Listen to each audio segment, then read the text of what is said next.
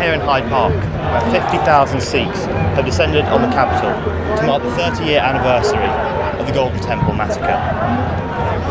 The events cost thousands of innocent Sikhs their lives. The people behind me haven't forgotten. But it's not just about paying respects to the dead, it's also about campaigning for justice. There was no justification for this attack. There was no justification for the lies and propaganda that they put forward to attack our Darbar Sahib, our most sacred place on this earth, to destroy our Gardha. There was no justification.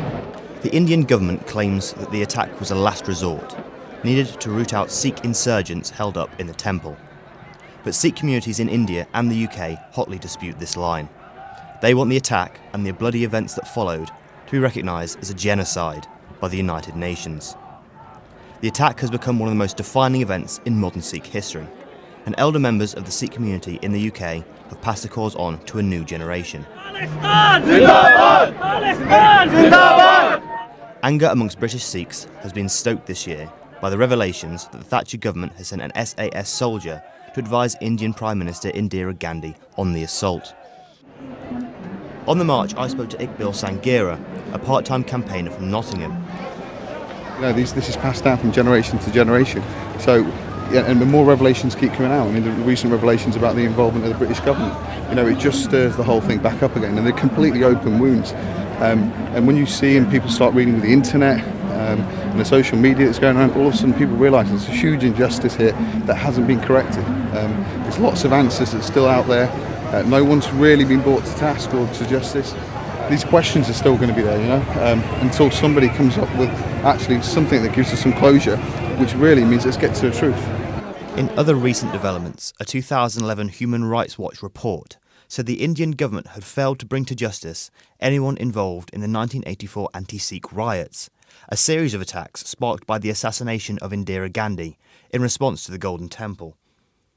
WikiLeaks also reported a cable sent from the US Embassy in New Delhi, which said the Indian government of 1984 were guilty of hatred and opportunism towards the Sikhs.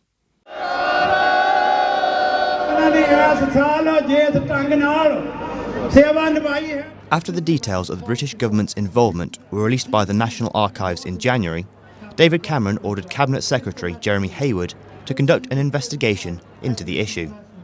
He found that the SAS soldiers' advice had only a limited impact on the decision of the Indian government. Simon Hughes, Lib Dem Minister for Justice and the National Archives, has taken a personal interest in the Sikh campaign.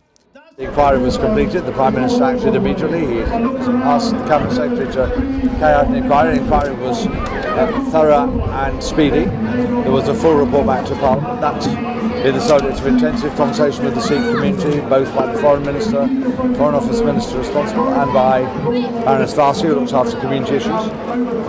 That's an ongoing debate. We believe that we have shared all the information that we have, that there wasn't a cover-up, that there wasn't continuing involvement in what happened in Amritsar. Indeed, it's fairly obvious that our advice wasn't listened to because the Indian authorities did something clearly we didn't advise. But the coalition government's response hasn't satisfied Sikh campaigners. Javinderjit Singh of the Sikh Federation UK thinks a full independent inquiry is needed. The Cabinet Secretary's report that was produced back in February was a bit of a whitewash. It was rushed, produced in 3 weeks, half-truths in there. So there is a real possibility there's going to have to be legal action against the UK government. Many of the activists who gathered in Trafalgar Square from Leicester, London, Birmingham and across the UK weren't even born when the bloody events of 1984 occurred. If the many issues hanging over 1984 are not resolved, the anger could last for generations to come. This is Joe Robinson reporting for Clarity News.